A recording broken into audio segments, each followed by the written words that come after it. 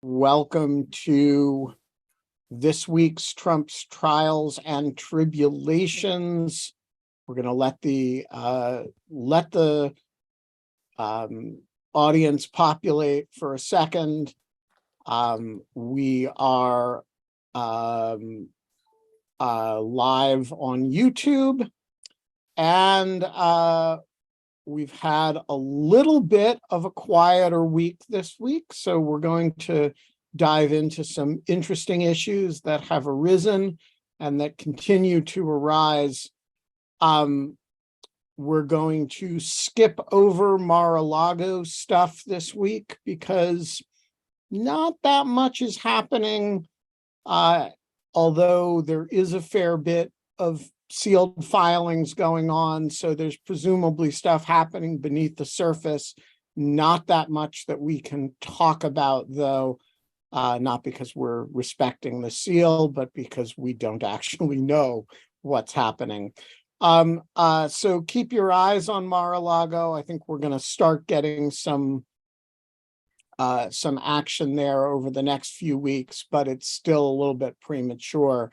Let us start, Roger Parloff, with, let me back up a minute. I am here with Roger Parloff and Anna Bauer, neither of whom need any introduction to this group. There is some construction work going on in the house next door to mine. So if you hear hammering, that is not either Roger or Anna, like with their arm off screen banging things. That is actually the contractors next door.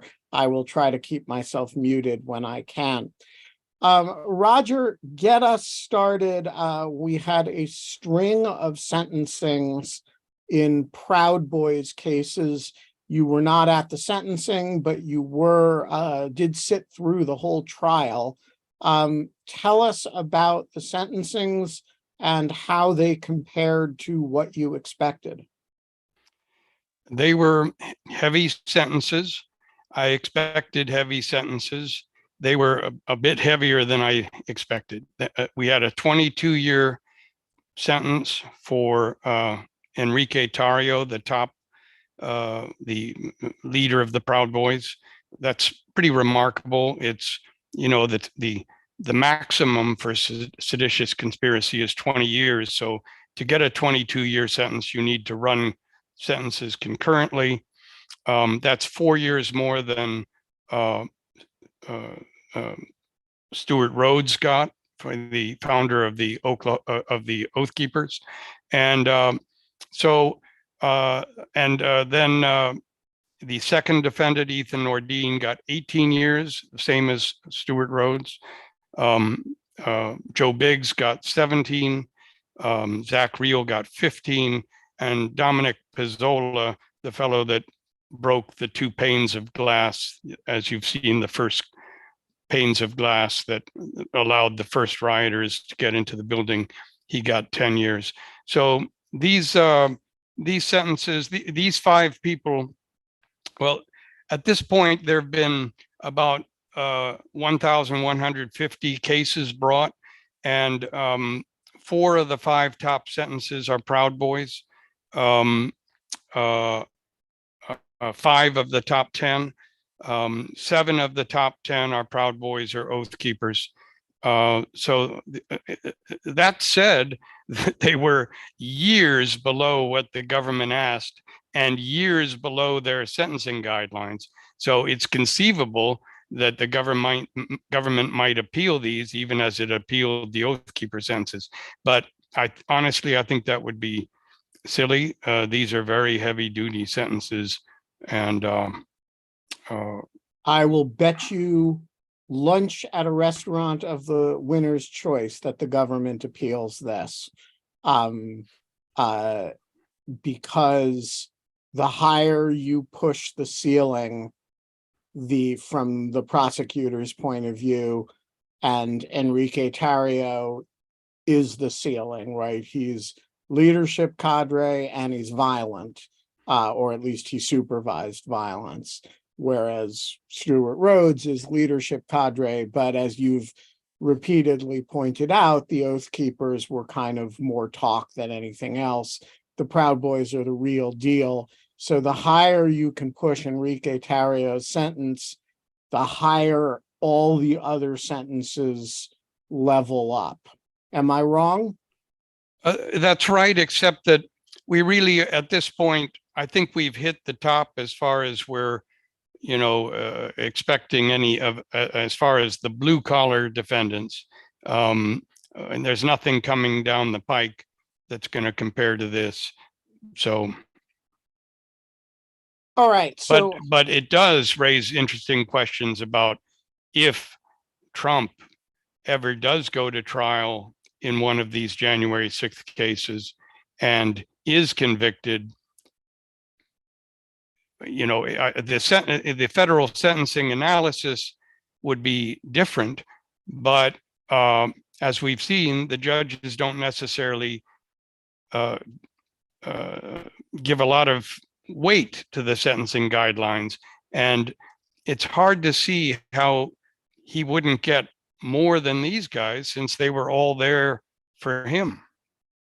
yeah, although he is charged under wildly different laws than they are. Mm-hmm. So I'm interested in the relative disparity between these guys and the Oath Keepers. When the Oath Keeper sentences happened, your instinct was that they were pretty reasonable and that I believe it was Judge Mehta, right? Yes. Was making pretty reasonable distinctions between them and between and that his departures from the sentencing guidelines and from the government's requests were pretty sensible and reasonable in your view. Do you, this is a different judge, Judge Lynch. It's Judge Tim Kelly. Tim Kelly, sorry. And maybe it's worth mentioning that he's a Trump appointee. A Trump appointee. We usually try not to mention that, but here it sort of anyway. Worth mentioning. He's a Trump appointee, and he is also somebody whose management of the case, as I recall, you were not especially admiring of. Well, I admired that he really tried to be fair. He really tried to get things right, but he deliberated a long time on a lot of issues, and he let the lawyers go on and on and on. That I would quibble with, but he, as far as the crucial things, you want from a judge, trying to get it right, trying to be fair, I thought he was good. So looking at the Proud Boys and Oath Keepers sentences together, you have a general pattern of sentences coming in well below the guidelines, well below the government's request, and yet nonetheless pretty stiff and serious relative to certainly anybody else who's been charged and convicted. Does when you look at these Proud Boys sentences next to the Oath Keepers sentences, does it look something like justice to you, or are there standout cases who should have gotten more or less? Yeah, no, it makes sense to me. And the Proud Boys case sentences are heavier than all of the Oath Keepers, with the exception of Rhodes, and that's as it should be. The sense was that Rhodes was much more culpable than the others, who were basically all just followers of him, sort of enamored of this charismatic guy, at least for a while, and mesmerized and bamboozled to some extent. And in fact, some of the lower level people, some of the people in the stack, not the seditious conspiracy people, some of them, well, one got acquitted, and some got probation. You had some like 70-year-old people, a couple that came in from Ohio, and it just wasn't that serious, and what they did wasn't all that serious. But with the Proud Boys, these five at least, they were crucial, and the sentences show it. So it makes sense to me. Make no mistake, we did this. Yeah. That's what I always, say in Lawfare's internal Slack channel when we raid a building. So you mentioned the 1,100 some odd now indicted cases. Oh, and we have some breaking news. Peter Navarro has been found guilty of 2 counts of criminal contempt of Congress for defying the January 6th Select Committee. No surprise there, given that the judge rightly left him with very few defenses to posit, and there was no doubt that he defied the subpoena. So looking at the broad pattern of the blue collar cases, I think that all of our grade school teachers would have said, no, he left himself no defenses. Nah. Good. The judge clarified that he had left himself no defenses. Yeah. What can we say about the pattern here? It's a pretty large end set at this point. What can we observe about it? How done is it? How many more cases are we expecting? And what are your observations about the 2.5 years of work at the blue collar end of the January 6th prosecution space? Well, it's been extraordinarily successful and pretty comprehensive, and it's going on. I mean, there are new arrests still. I don't know how many they plan to continue to do, but we did get a new arrest for one of the people that attacked Officer Fanone, and this week.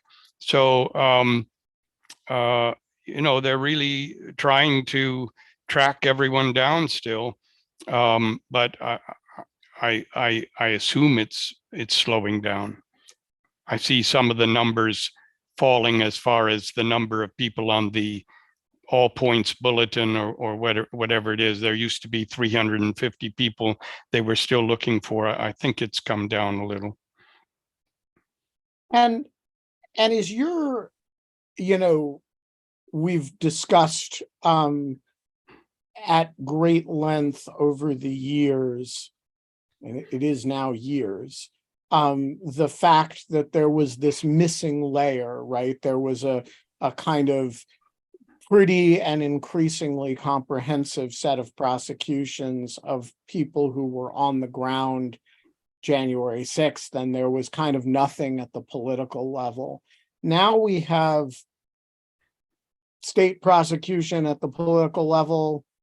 We'll get to that in a moment. We have federal January 6th prosecution. We have Mar-a-Lago, though that's not quite related. How does the larger picture look to you? It's an enormous load off my mind, until some of these other people had to at least answer charges.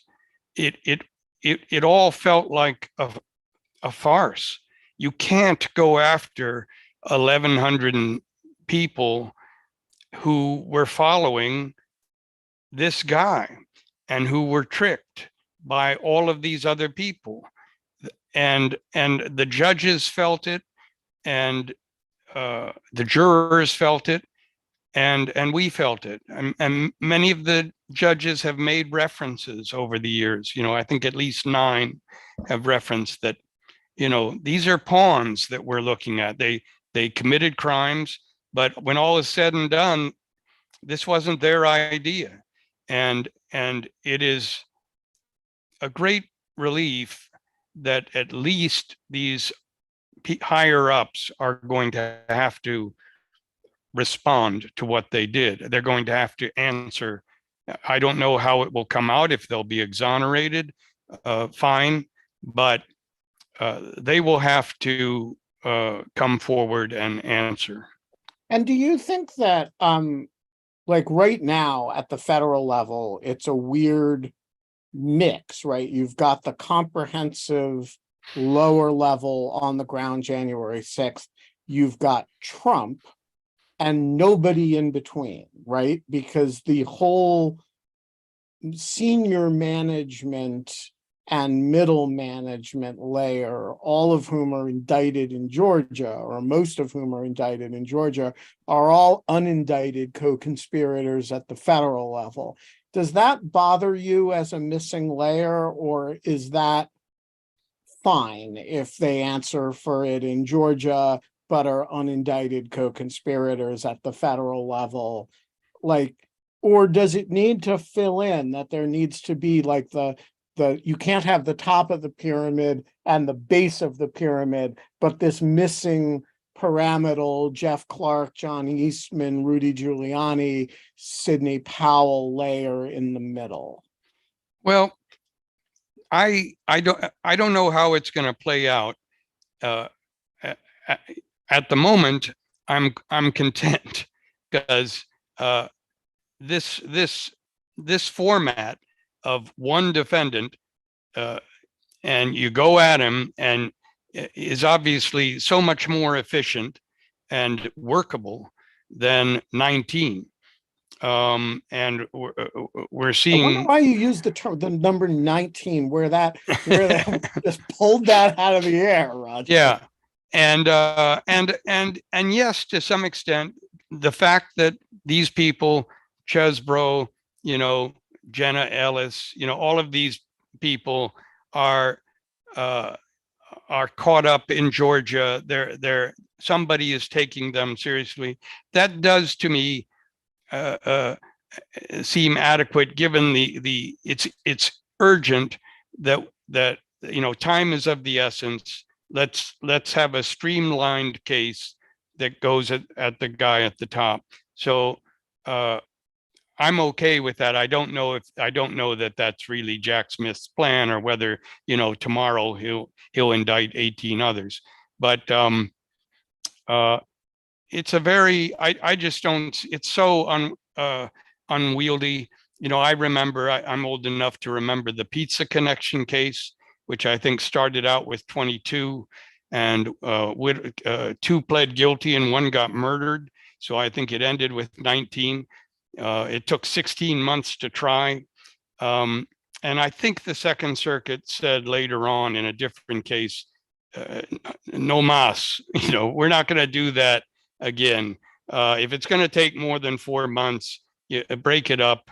And we saw the Oath Keepers was actually a 9-person indictment, or more than that. Some pled guilty, but they tried it 5 and then 4, and then there were some other people left over there.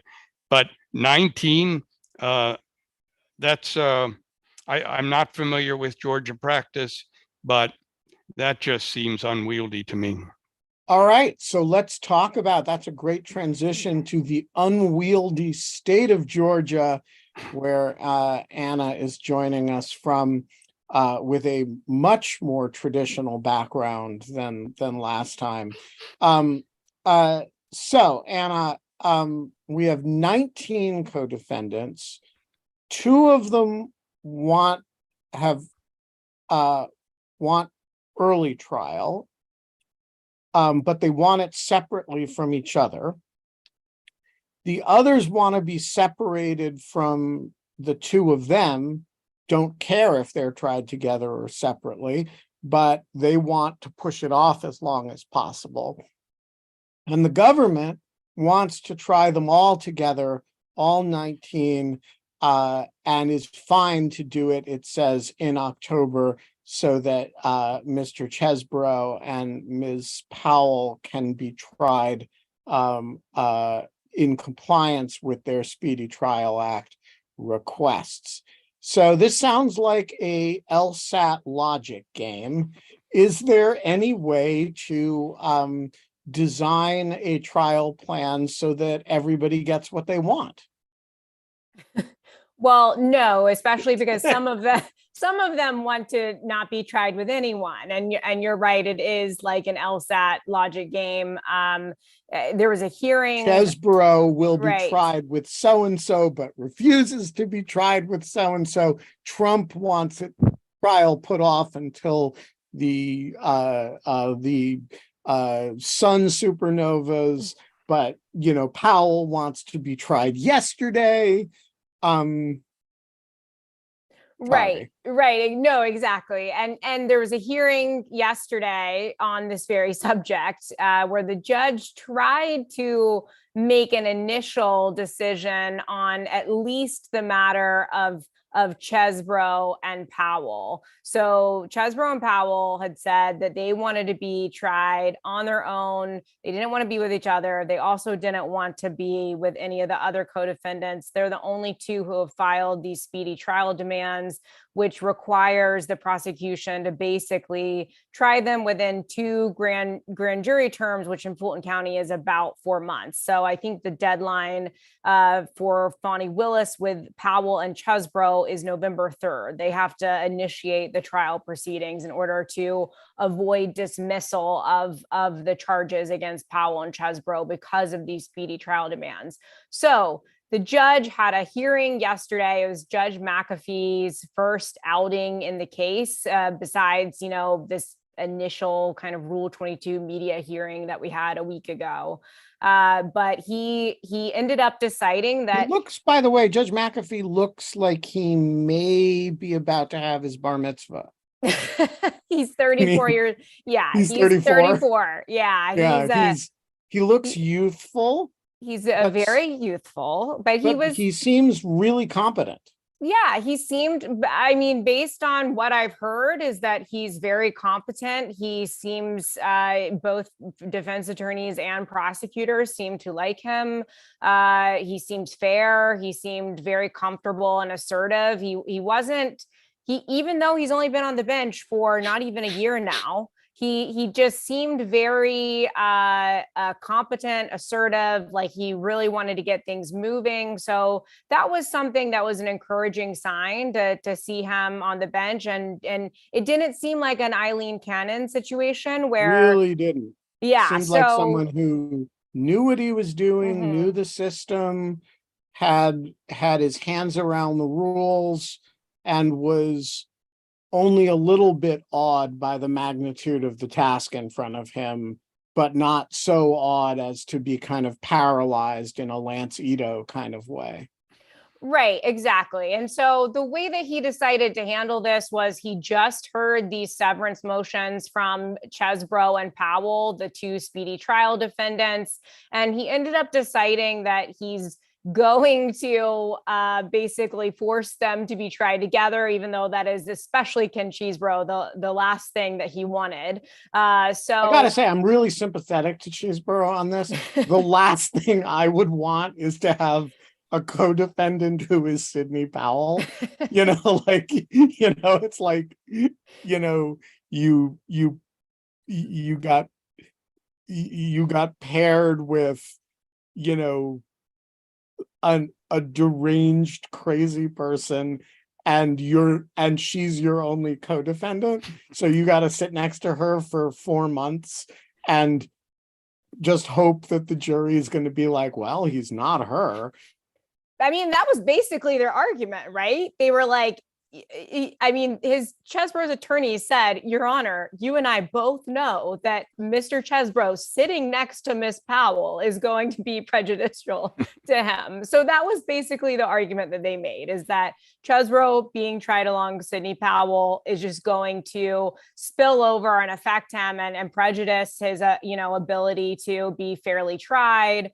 The judge, however, wasn't buying that. He I think the state made a lot of compelling arguments that because this is a RICO case, all of the evidence that could be brought in against any of the co-conspirators could likely be brought in against Chesbrough himself, because the way that RICO conspiracies work is that you're basically being held liable for all the acts within the enterprise that were committed as a part of the racketeering pattern. So, and the judge decided that that was convincing. And he said, I'm going to put Powell and Mr. Chesbrough together. But what he didn't do is make a decision about all the other 17 defendants in the case. So it seemed like he was really skeptical of putting them to trial on October 23rd, but he allowed the state to, say, we want to do more briefing. And he said, okay, that's fine. Next Tuesday, have your briefs in. And it seems like he's going to make a decision fairly soon on what to do about all these other severance motions that have been coming in. And after that hearing, we saw Mark Meadows was motioning to sever, and I think David Schaefer. So we've had a few more severance motions that have been rolling in on the docket. And and just to be clear, the theory of those severance motions is not, we don't want to sit next to Ken Chesbrough and Sidney Powell. The theory is there's no way we can be ready to go to trial on October 23rd. If they're going to trial on October, count us out. Is that right? Some of them, that is the argument. That's Trump's argument, is that there's no way we're going to be ready. His attorney, Steve Sadow, who is new to the case as of a few weeks ago, has a trial which actually is before Judge Eileen Cannon in federal court. So he has a separate trial that's happening. I believe it's in early October, maybe late September. But in any case, it is between now and the October 23rd trial. And he basically is just saying, Judge, there's no way I can be ready in time. This is a huge RICO case. And I think to that end, they kind of have a point that this is a huge RICO case, and defense counsel, is going to need time to go through the 2 terabytes of evidence that the district attorney's office says that they have to turn over in discovery. On the other side, you could argue, well, they've known this was coming for, a year now, and a lot of this evidence likely isn't new to them. But I think that a judge is going to be very reluctant to say to, 17 defense attorneys that, hey, you got to be ready by October 23rd, when, they're all going to have various pretrial motions. The judge is going to need to have time to consider those and write opinions and orders on them. And this isn't, federal court where he has like 4 different clerks who can, work around the clock to get these orders out in a really quick fashion. He's doing a lot of this with, 1 clerk, and the things just kind of work on a slower pace in state court than you would in federal court, I think. So there's a lot of factors here. What do you think the chances are that the government files its briefing on Tuesday? Judge McAfee looks at it and says, you know what? I think we can pull this October thing off. I'm not severing these other cases, and you should all be ready to go to trial in October. I mean, I think it's pretty close to 0. He, like I said, he was very skeptical. The other thing too, I would mention, is it's not just that some of these folks want to be prepared for October 23rd. The removal aspect is something that Judge McAfee mentioned. Yeah, we're going to come to that in a minute. Hold the removal thought. Okay. So yeah, I mean, well, I guess I'll hold the removal thought, but he was very focused on how removal would impact what's happening with the trial. And so I think what we're going to see is a big group of 17 later on. And then it seems like the October 23rd trial with Chesbrough and Powell is going to happen. So that's pretty exciting. Roger, you're shaking your head. Is that because you doubt that the October 23rd trial is going to happen, or because you think it's insane? I'm just amazed that even, 2 people can go to trial that quickly. It's, but No, So I want to make the argument that this is a smart move by Chesebro's lawyers. Chesebro is accused taking the acts that he committed himself. He's accused of basically writing a couple legal memos, admittedly on an extravagant legal theory. And in taking the most modest steps to get these implemented in Georgia. Is that a fair summary of what he's accused of? And so I guess my question is, if you have to try Chesebro by himself, that actually, or with Sidney Powell, whose conduct is unrelated to his. She's involved in all kinds of other stuff, Coffee County, crazy screaming White House meetings, try to appoint her a special counsel. That, I mean, she's got her own problems. But it seems to me, if you're Chesebro's lawyers and you're just looking at what he's alleged to have done, not that easy to show that he's part of a larger criminal enterprise. He's a Wisconsin lawyer who does some work for the campaign and has this batshit crazy idea and advances it. He's not the guy who implements any of it. And so it seems to me, if you lop him off from the larger story and you say, what did he do? I kind of like his chances before a jury, actually. He's a guy he was a nerdy lawyer who had a weird idea and some people ran with it. He didn't really have much to do with that. And so my question is, are his lawyers here just being smart? Get him as alone as you can, as early as you can, and make the government answer the question, what is it that Ken Chesebro is alleged to have done? And you got to talk about him because, you know, you can't talk about the other stuff because the jury's going to not really, I mean, I know the stuff is admissible against him under a racketeering theory, but eventually the jury's going to convict him based on his own conduct. And I do have this instinct that the government here has sort of imagined a more comprehensive story than you're going to be able to tell if one of these defendants is sitting there alone and it's not Donald Trump. What do you think?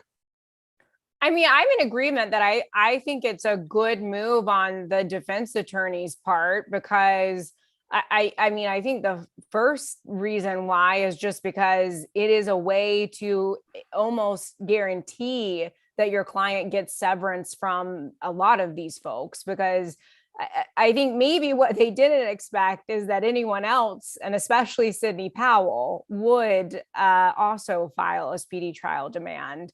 And I mean, I think you're right, but I do wonder how Sidney Powell, even though everything that she did is a little bit more, you know, attenuated from what he did, you know, prosecutors are going to make the argument that it was all as a part of the conspiracy to overturn the 2020 election.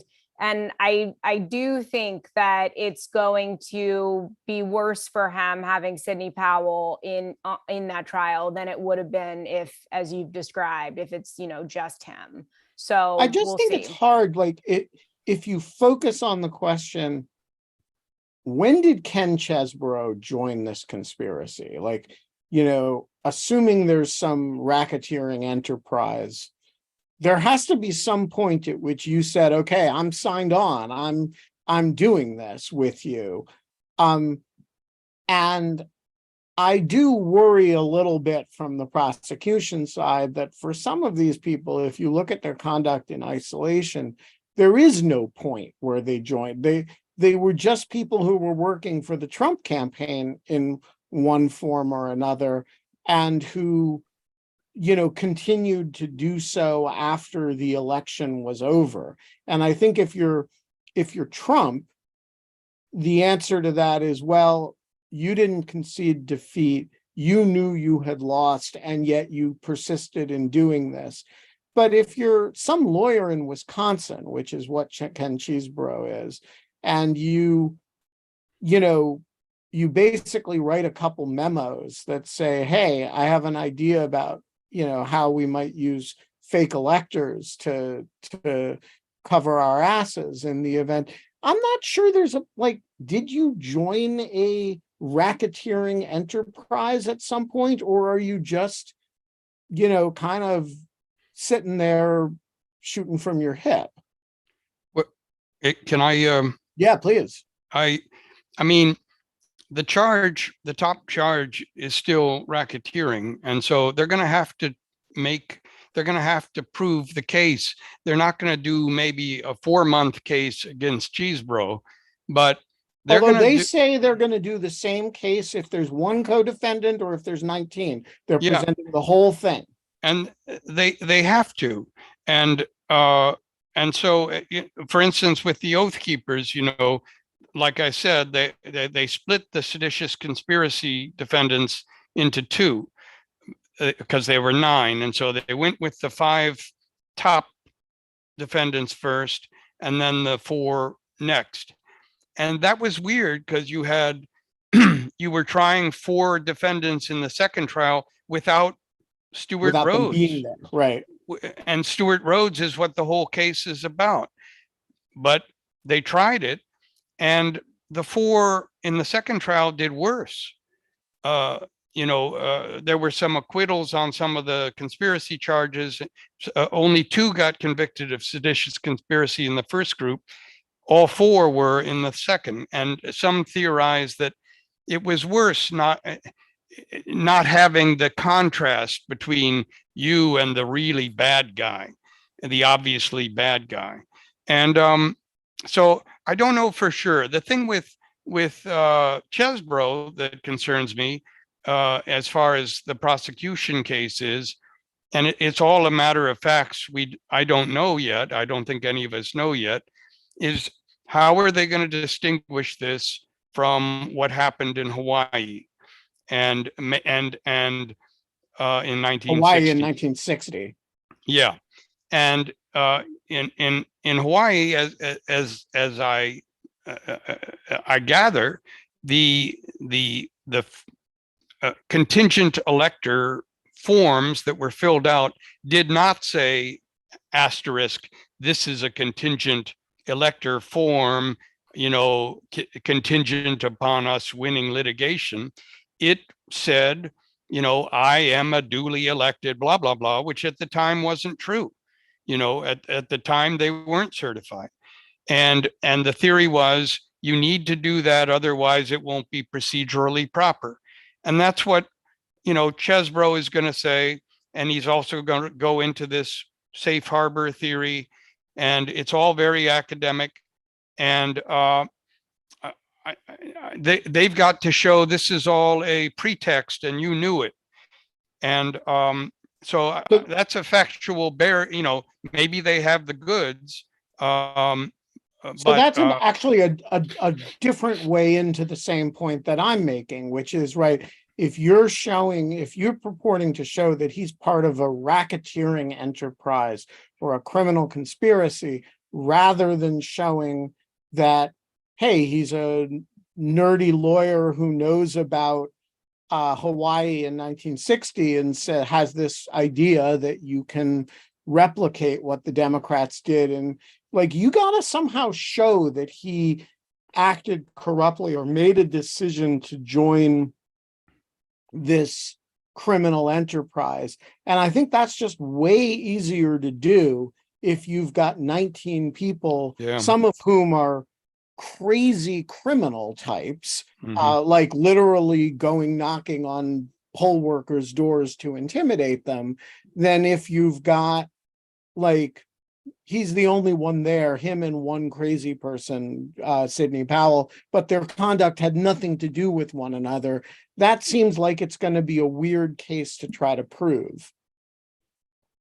All right, let's turn to removal, because if Mark Meadows has his way, all of this is going to get nuked by Judge Jones of the federal district court in The northern Atlanta, who is going to snap his fingers and say, I remove thee, I remove thee, I remove thee.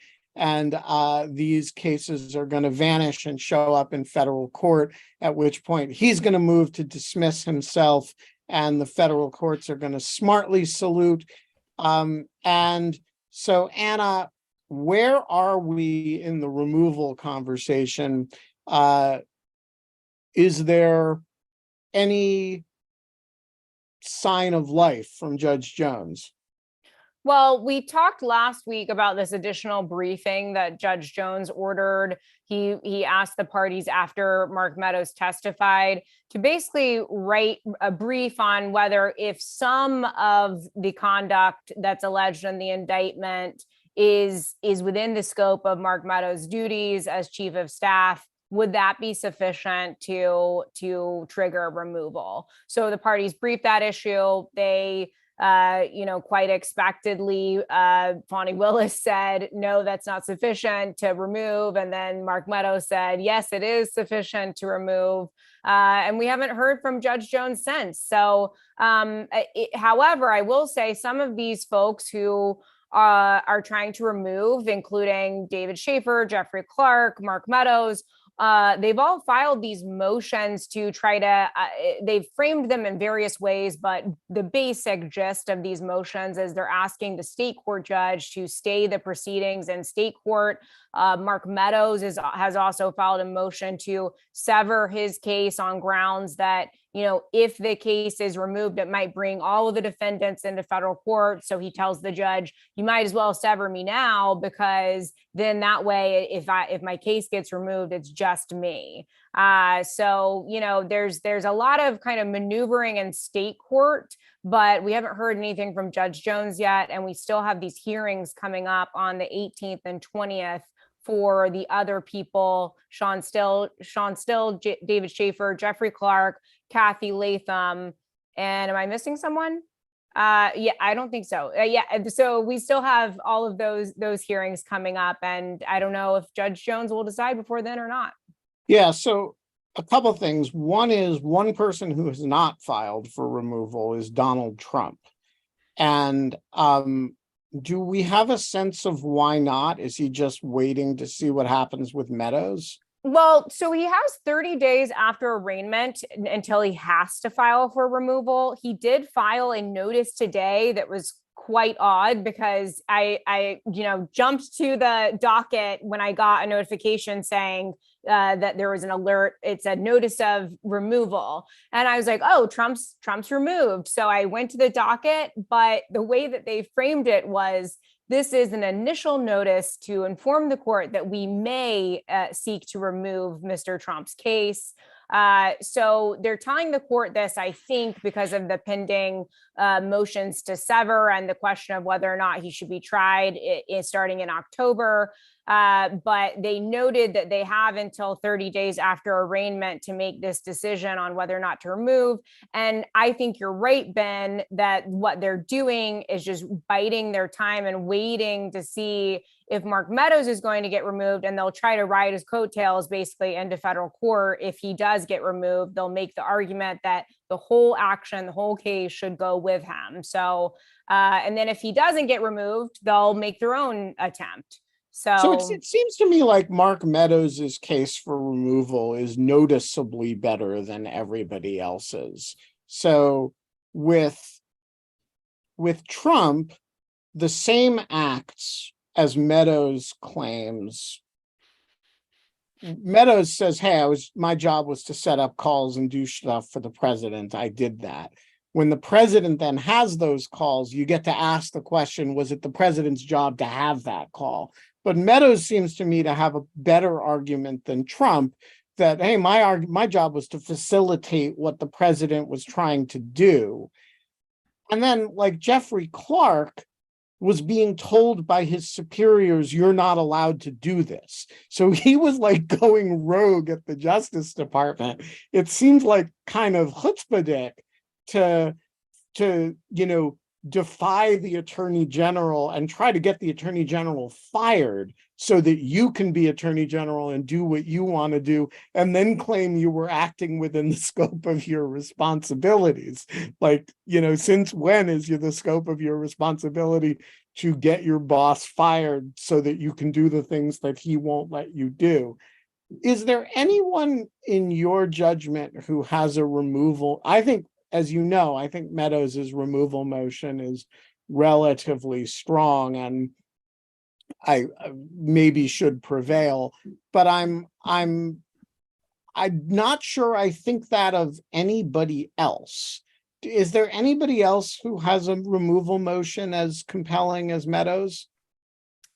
Not that I can think of. Roger, do you have opinions on this? Because I'm in agreement with you, Ben.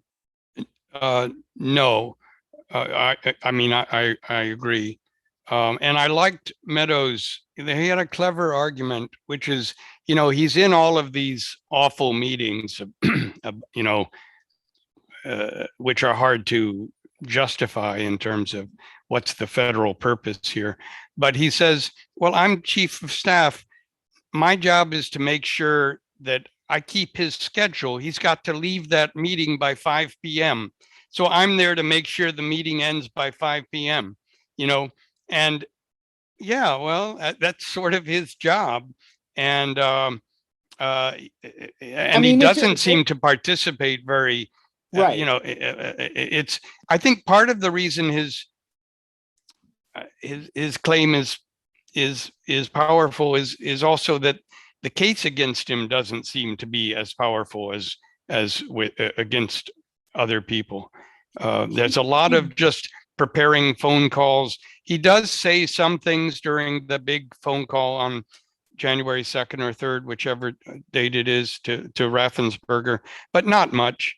And they've, but so it's mixed in with the fact that the case against him isn't that strong. It doesn't, I mean, I haven't seen the case, doesn't sound that strong just reading the indictment. Well, and it's notable that he is not listed as a unindicted co-conspirator in the comparable federal case, and this may be part of the reason why. All right, we are going to go to audience questions, but before we do, can I say one other thing? Yeah. I just also want, I do think it's important that they get this right, these removal things, because if we know one thing about the current Republican Party, it's that there are people in it, very powerful people, that believe very strongly in tit for tat and have no judgment and have no moral compass. And it is very likely, if they're considering impeachment now, they're considering how can we indict somebody in a small state court jurisdiction that goes our way. And we want, this is an important area. The law needs to be right here. No, I agree. I think a lot of people's knees jerked on the removal question because Meadows was asking for it and Fani Willis was opposing it. But I actually, and Anna and Alan Rosenstein and I wrote this morning in Lawfare, I actually think the case for having the federal immunity questions decided by a federal court in the first instance is decidedly not a crazy thing. And I would not be at all surprised or disappointed to see Judge Jones say, at least for federal immunity purposes, we're going to consider we're going to consider that in federal court. And frankly, having now spent a little bit more time, which is not to say a lot of time, but a little bit more time with the young slime life case than a healthy person should do, which is another RICO case now in its 8th month of jury selection in Fulton County Court. I am not at all certain that old slime life case wouldn't have a better time getting to trial in the Northern District of Georgia. Can we call it OLS? Yeah. Oh, OSL. OSL, yeah. Oh, so Old that's a good slime one. life. Old slime Um, life. Yeah, Charlie Sykes came up with that this morning on the Bulwark. I thought it was good. All right, we are going to go to audience questions momentarily, but before we do, Roger, while you were away on vacation, it always happens when you go away on vacation, the issue that you spotted years ago as this is going to be big and it's going to be a problem for Trump in 2024, which was old Section 3 of the 14th Amendment, came bursting back with this article by Will Bode and Paulson, and then Mike Ludig and Larry Tribe. Everybody's jumping on the bandwagon that you have been not on, but eyeing for a number of years now. And now there's litigation in Colorado over it. So tell us everything we need to know about the Colorado litigation, and is it going to be named for you?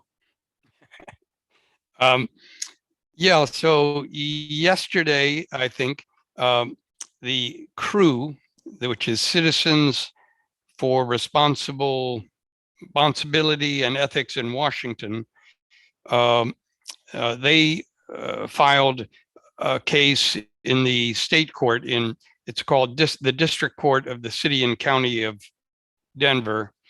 And it's on behalf of 6 eligible Colorado voters versus Jenna Griswold, who's the Secretary of State, and Trump. Griswold is actually a Democrat, but apparently the implication is that they have asked her to keep Trump off the ballot there, and she has declined. And the suit is to force her to enjoin her to keep Trump off the ballot as disqualified under Section 3 of the 14th Amendment. And they've been obviously planning this for a long time. They had led crew had led a case that successfully ousted the county commissioner Coy Griffin in New Mexico under Section 3 of the 14th Amendment. I think it's the only successful case so far since your correspondent, Coy Griffin. Yeah. Head of the email bud. Head of Texans for Trump, or I think, and he was a misdemeanor defendant convicted in January 6th. But that plowed some ground, and I think they were going to rely on that. And then meantime, I don't know if they realized, and they knew this was coming down the pike, but this rather huge article by Will Bode and Michael Stokes Paulson, who are these luminaries among originalists. They have quite a good reputation as originalist scholars. That's why this matters, what they think. Came out with this. Will Bode is also a perfectly lovely person. Just a genuine mensch of a human being. And Michael Paulson might be too, but we don't really know him. Yeah, I'm not casting any aspersions on Michael Paulson. I don't know him. I've known Will for years and think very highly of him. I'm sure Michael Paulson's love of his fellow human out Gandhi's Gandhi. So, and we had procedurally, the case is something like the cases that were brought against early on last year against Madison Cawthorn, trying to keep him off the ballot in North Carolina, and one against Marjorie Taylor Greene, trying to keep her off the ballot in Georgia. And procedurally, those cases were a little stronger because those states provide very explicit procedures whereby citizens or electors, meaning voters, eligible voters, can try to challenge the qualifications of candidates. And so they had very specific procedures to follow. It's a little bit it's fairly, it looks fairly strong here, but it's not quite as strong. There is a cause of action where an eligible voter can challenge what state officials are doing in the realm of elections, and there's some. It looks like there's some case law suggesting that the Secretary of State does have a duty to ensure that the candidates on the ballot are qualified. So that's the basis. It's a 105-page complaint. It's exceedingly thorough. It reads something like the House Select Committee report. There isn't much left out. So and is the theory of it, as you understand it, that you get him struck in Colorado and then the Supreme Court will step in, the Supreme Court of the United States will step in and you litigate Section 3 there? Or is the theory that you get him struck in Colorado and then maybe he's not on the ballot in Colorado and then you do it in another state and you kind of do it until you have a conflict between state Supreme Courts that the Supreme Court will step in to resolve? Well, those are good questions. I haven't spoken to the lawyers. I don't believe they would discuss that with me, but either of those results is a good one as far as they're concerned. So my assumption is either or.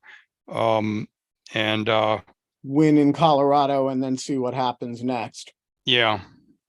All right, we are going to go to audience questions. We have a bunch of them. Again, when I call on you, state your question in the form of a question. If you prattle on, I will cut you off with a shocking lack of due process in something that may be called rudeness. To our viewers joining by YouTube, you too can join the conversation in person, as these fine folks are about to do. You become a material supporter of Lawfare. You do that at lawfaremedia.org/support. Become a material supporter, and you can join us in the real virtual reality of Zoom rather than of YouTube. Rachel, you get the first question today. But you have to unmute yourself. Oh, there we are. There we Okay. are. So earlier you were referring to the triangle of people involved, with the top being Trump and the bottom being a lot of these soldier type people.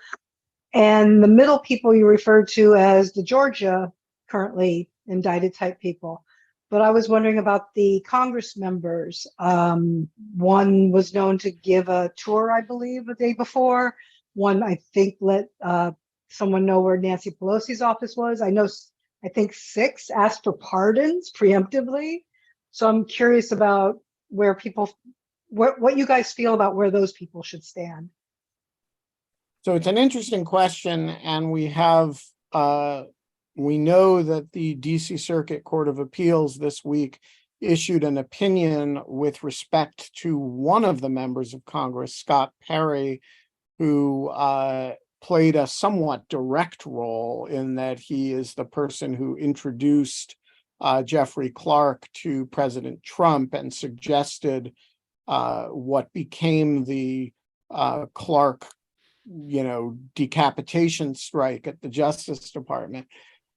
Scott Perry's phone was seized by the Justice Department, and the DC Circuit has now ruled that we don't know exactly what, because the opinion is under seal, but that there is some problem with the seizure under the speech and debate clause, and so has sent the case back to the lower court for a review of that. That opinion was issued by an uncharacteristically conservative panel of the DC Circuit. So you may see an en banc review of that, just a guess.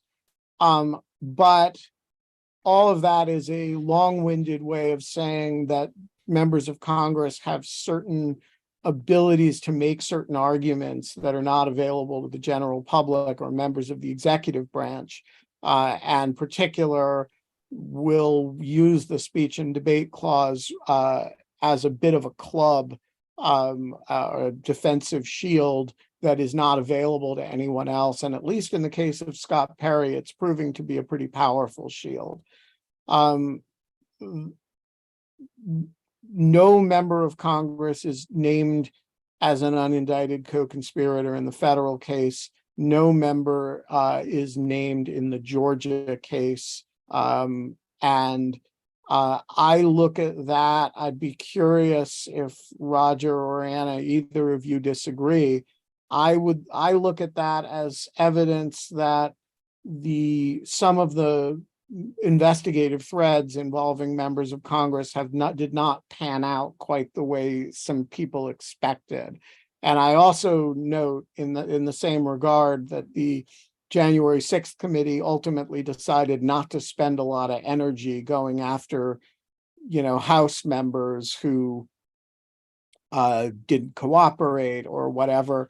And so my working assumption is that members don't have that much exposure, with the possible exception of Scott Perry.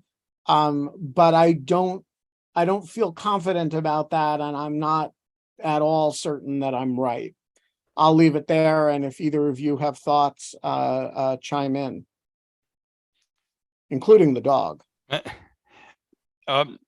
Those are my same hunches, that the speech and debate clause has thrown a wrench into the investigation. And then there are also tit for tat issues that do you want to really go there? And now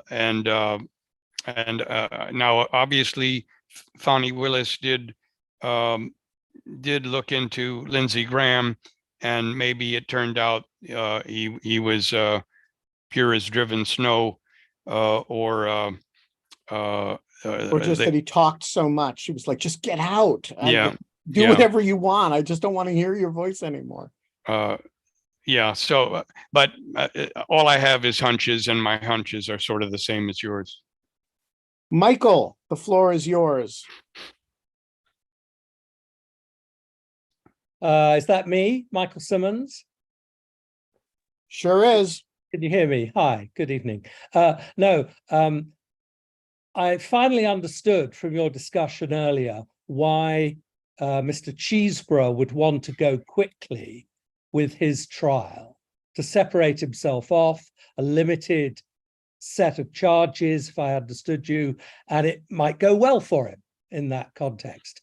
And I've always understood from everything you all say why Mr. Trump would like everything to take as long as possible in order to run up into the election and the whole thing just gets snarled up in some way or other.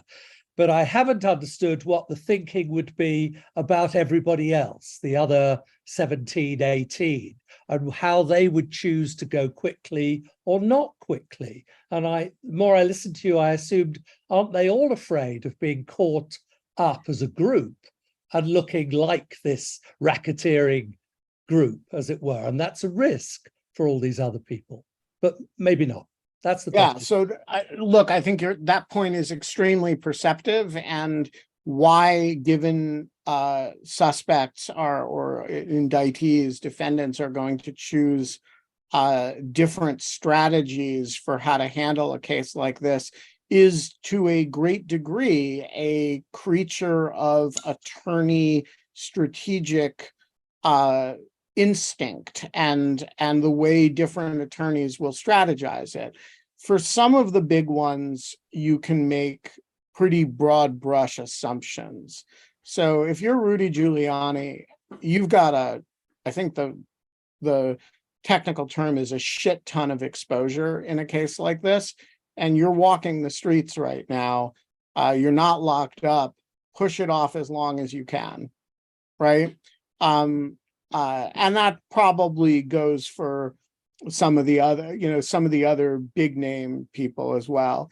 Similarly, there are some people involved in this case who were accused in a way that's, by the way, not true, of this case gets down and dirty with some pretty low-grade local criminal activity, computer intrusions, breaking into a election office and stealing all the computer data, knocking on election workers' doors to terrorize them. I mean, this is some basic low-grade criminality that is pretty familiar to, they're not the only ones of cases like this in Fulton County Court. Let's put it that way. It's, stuff that county court systems deal with. And again, if you're walking the streets and you're not necessarily looking to go to trial quickly, you may know that when you go to trial, you're likely to get convicted. You may also know that you're not going to go to trial. You'll plead your way out of it when the opportunity presents. So the longer you can put it off, the better from a lot of different point of views. There are also defendants whose defenses are dependent to some degree on Trump's goodwill, and those people are going to not, be kind of loath to make an argument, don't try me with the former president, he'll sully me, right? Which you might otherwise expect would be a viable argument, but is not an argument that you're going to want to make if you're, going hat in hand to Mar-a-Lago for support. And I'm thinking particularly of, Anna's friend Kathy Latham and company. They're really dependent on Trump world for goodwill. They're actually actively raising money for their defenses. And you don't want to stick your thumb in the president's eye if you're going to his base and asking for money for your defense. So I think there's a lot of different reasons why people may want to go forward quickly. And by the way, Chesborough's and Powell's examples are different. I don't know why she wants to go forward. It may be because she's nuts. Chesborough, I think, and I was pretty impressed with his lawyers yesterday. I thought they made a bad case very well, and I encourage people to, what was his name? Grubman, Scott Grubman. He looked like he just got off of his Harley. He was, he looked, like he just traded a big leather jacket for a coat and tie. He made an excellent set of arguments. I thought he was terrific.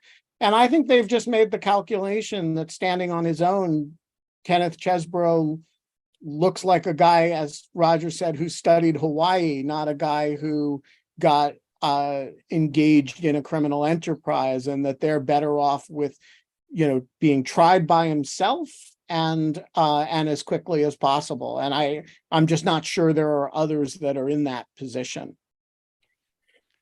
Yeah, I All think. right, the next. I'm sorry. Oh no, go ahead, Roger. Just in a nutshell, that the conventional wisdom is if you're not incarcerated, delay helps the defendant.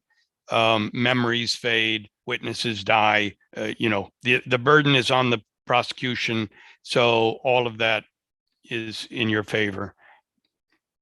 All right, so a couple of people who want me to ask for them.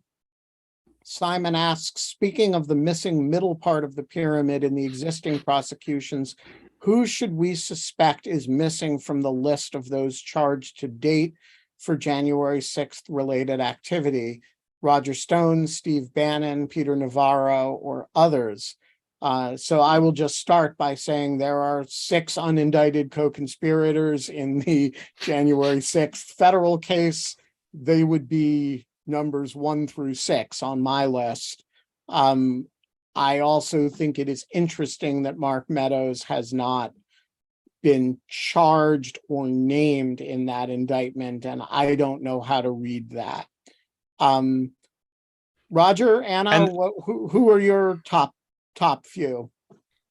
Well, I will say, I think that in respect, if you're including Fulton County, I do in the January 6th universe of criminal cases. I think we might learn tomorrow who some people who didn't get indicted, and maybe are cooperating, which will be interesting because the special grand jury report is coming out at 10 a.m. It's scheduled for release. That is the report that the grand jury that investigated for several months and then recommended indictments. We might learn, that there are some people who were recommended and then made deals. We do know that there's at least 8 of the fake electors who made such deals, but there could be more. So I think that's going to be very interesting. I'm not sure if that really answers your question about who could potentially be indicted in the future, but I just am flagging that because we didn't talk about it, and it's something that's happening tomorrow morning. Roger, who are your whose indictment are you braying for? And can we consult with defamation counsel before I answer that? I'll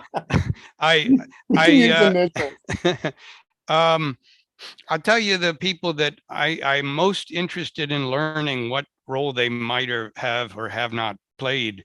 One is that co-conspirator 6, or we don't know if it's 6, Boris Epstein. I'm interested in him. I'm interested in Bannon. I just don't know that the others I'm sort are fading. Stone and Alex Jones and Ali Alexander. I don't think that's going to reach a criminal level, but we'll see. All right. Anonymous attendee has 2 points. The first, not a question, but I knew Mike Paulson when I lived in Minnesota, and he's a super guy. So we now have a character reference for Mike Paulson as well as for Will Bode. All jokes aside, it's a very serious piece of law scholarship, certainly the most comprehensive document on, along with Gerald Magliotta's original piece, on which it builds in important ways. These are the 2 most significant documents on the meaning of Section 3 in the contemporary era. Magliotta's, interestingly, was written before any of this came up. He just got interested in Section 3. Sometimes, there's a big bolt of thunder. Sometimes you do academic historical work on the Constitution and life catches up with you. Roger, were you going to say something? Yeah, in fact, I think that piece came out in December 2020. And so that was good timing. And but also Mark Graber has done some good work on this as well. And of course, he was the expert. He's a constitutional scholar. I've forgotten, I think University of Maryland. And he was the expert in the Coy Griffin case for Crew. So we might see him again. All right. So anonymous attendee also asks, if Chesbro suggests a crazy idea for getting fake electors, how is that not joining the conspiracy? In what other contexts might that be a relevant idea? Roger and I may have slightly different answers to this. We both posed this in different ways. I'll just speak for myself. People write all the time loony or semi-loony legal theories based on past precedent and send them to campaigns for their use. So one of Chesbro's lawyers mentioned— That's how Bill Barr became Attorney General, in fact. Yes. And, one of Chesbro's lawyers rightly pointed out that Larry Lessig and and Van Jones wrote a CNN article when it looked like Pennsylvania might flip to Trump, suggesting basically an alternate electors slate for Biden. And so, this idea has been around since 1960 when it actually was done in Hawaii. And it certainly isn't a crime to merely float the idea, right? Or else we'd be, right? So the question is, what more is there that Chesborough did? And there are a variety of possible answers to that question. But I think without more, if all he did is write a couple memos suggesting the Democrats did this in Hawaii in 1960, we should do it to cover our asses in these states now, I would certainly be uncomfortable with that being a crime without more. That's just speaking for myself. Roger, do you have additional thoughts on that? No, that's basically it. With Chesborough, it's all contingent on facts. I don't know about how they're going to prove that this was a pretext, and he knew it was part of a scheme. Anna? I think I disagree. It's not like with a conspiracy, you have to show that there's an actual agreement or active decision to join a conspiracy, right? It's much more it's much more about showing that you were a part of the enterprise, that there was a common plan or purpose. But it's not like people just, you show conspiracy by saying, oh, Ken Chesborough said in this memo that he was joining you know what I mean? It's not right, but but a common plan requires that you show, right? Certainly they had a common plan to get Donald Trump elected. And the theory of the indictment is that they had also had a common plan once Donald Trump was not elected to get him installed as president again, notwithstanding the fact that he had lost.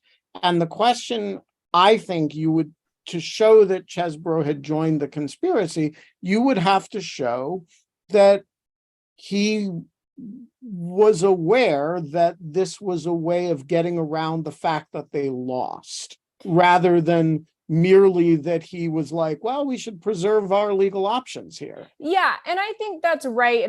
But I think that where I'm just a little bit more, it's unclear to me what's not in the indictment in terms of what they're going to admit into evidence and show about Chesborough's conduct. You would think it would be a mistake to not put some of the more damning things in the indictment, but I don't know.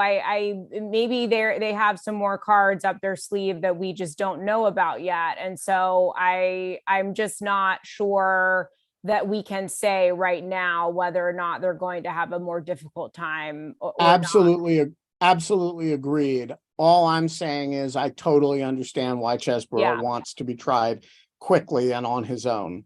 Yeah.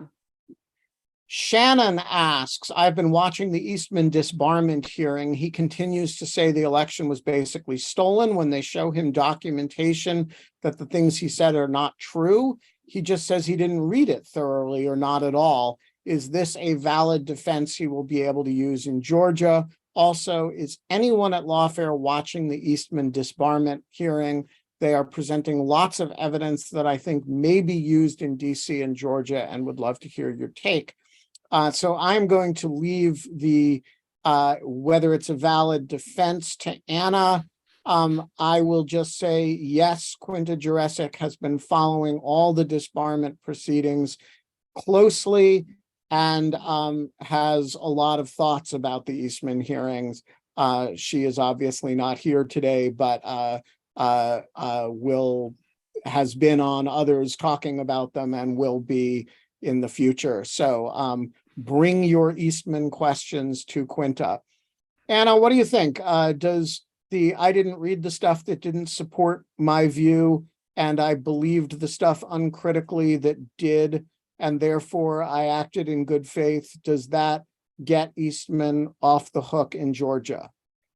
I mean, I don't think so, but it might be part of some kind of defense. And this is just, I'd have to look into the case law and that kind of thing. So this is just me, speaking off the cuff, but it might go to some kind of mistake of fact defense. So, Eastman saying, I truly did believe that the election had been stolen.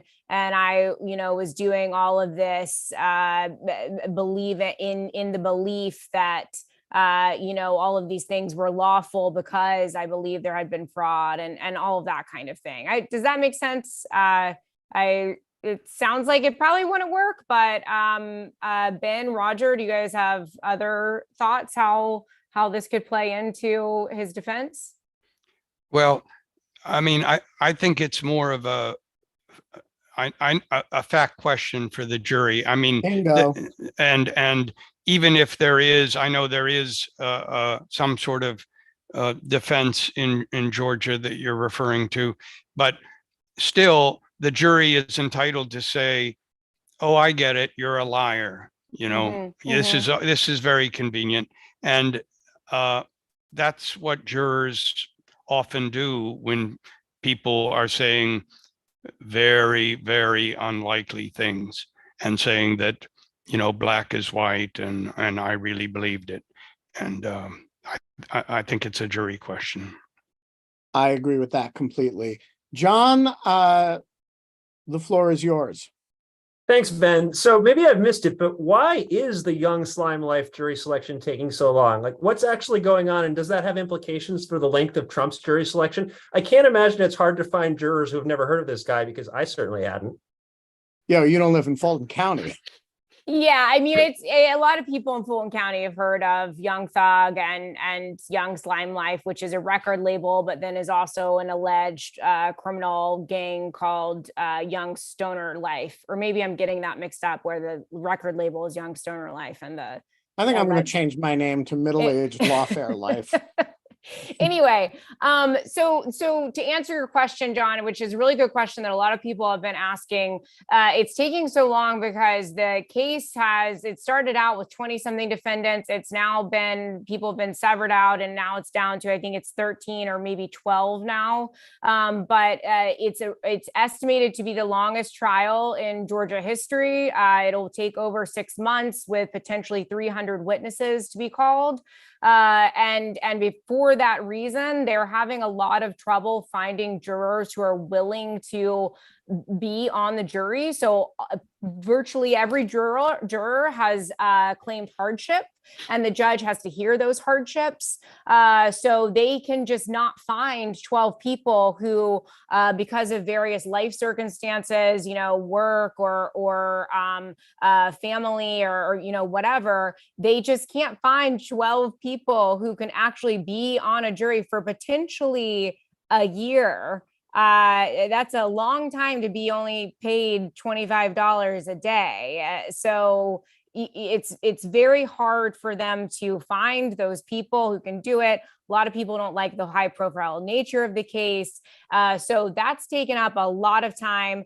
You also have to consider the fact that in Georgia courts, and I think this is different in federal court, but correct me if I'm wrong, the judge typically conducts voir dire. Is that right in federal court? Asking jury questions, whereas in Georgia, defense counsel can, ask questions of the jurors and do their own voir dire questions. So when you have that many defendants and everybody is asking, wants their chance at asking questions and has different interests, and so it just takes a long time to get through this process. So hopefully that answers your question as in terms of what's going on, but we're in month 8 of jury selection in the YSL case, and they're nowhere near finding a jury yet. So we'll see. All right. So the last question is from Jacob, and this wraps us up nicely. Do we know what court arguments are coming up in the various cases? So short answer, Anna, what do we have coming up in Fulton County? So as I said, we've got these removal hearings that are happening September 18th and September 20th. That's on the fake elector removal actions, Kathy Latham, David Schaefer, and Sean Still. And then we've also got Jeffrey Clark. And then we have all these severance motions that are about the group as a whole. So we might have another hearing or argument on that. And the district attorney's office will be submitting further briefing on Tuesday about how removal plays into the severance aspect of it all. And then we also have David Schaefer asked for a hearing today because he claims that he had improper contact from Special Prosecutor Nathan Wade. That is the prosecutor who is in private practice, but was brought into the district attorney's office to conduct this investigation. I saw the exhibit that David Schaefer attached to his filing. It looks like one of those automated mass mailing that that defense attorneys send out to anyone who is recently indicted. And David Schaefer happened to get one from Nathan Wade's law partner. So now he's claiming that this is, you know, an improper communication, and he's asked for a hearing on it. So those are the things that are coming up in the Fulton County case. And what do we have coming up in Tanya Chutkin's courtroom? Do we know? I'm sorry. Go ahead. Go ahead. Well, I don't, in the short term, there's been a flurry of sealed filings, actually in both the DC case and the Mar-a-Lago case. But in the DC case, I think it's pretty clear from a recent filing that at least some of them relate to Trump's quote, daily extrajudicial statements that threaten to prejudice the jury pool in this case. The government wanted to file something quickly under seal, and Judge Chutkin granted that, and then Trump's people moved to vacate that and said, you didn't give us 14 days to respond to their motion to file under seal, which is what sort of the default setting for the local criminal rules. And she actually decided, okay, she vacated, and then she gave them a much shorter period of time in which to oppose. But that might be sort of an interesting thing going on. And then we also saw today that I'm blanking on Casey Gannon at CNN, who's the woman who most follows the grand juries in DC. She noticed that the DC January 6th grand jury was back in session after several weeks of dormancy. So I don't know if that has something to do with the unsealed, the sealed filings, but that's sort of interesting as well. Yeah, also watch those unindicted co-conspirators. Yeah, and then over in the Mar-a-Lago, there's litigation going on about conflicts. Whether Stanley Woodward, who represents a lot of witnesses, has conflicts. He represents Nauta. He also, by the way, represents Navarro, who was convicted today. But he represented for a while Yusel Taveras, who was Trump employee number 4, and who is now cooperating. And then there's a John Irving, I think, who represents De Oliveira. He represented 3 other witnesses who are going to be government witnesses. And the government was bent out of shape about that. They've gotten new lawyers since they filed their motion. Anyway, there's a lot of interesting litigation there, and simmering, you know, beneath it all is the big question about, you know, Save America PAC is paying for all these people's defense, and defense costs a lot. And so it's very hard to abandon Trump if you would have to pay for your own lawyers. And in fact, NAUTA, correct me if I'm wrong, but NAUTA's salary is paid by Save America PAC, which is a really weird thing. So I think the government is trying to get at some of these issues, and it'll be interesting to see how Judge Cannon responds and how the government responds to how Judge Cannon responds. We are going to leave it there. Anna Bower, Roger Parloff, you are both great Americans. There is going to be a great deal more action over the next few weeks, and we will be here every Thursday at 4 o'clock Eastern Time. You should join us. If you are not a material supporter of Lawfare, you should become one. lawfaremedia.org/support, and join us in the special Zoom room. We will be back next week.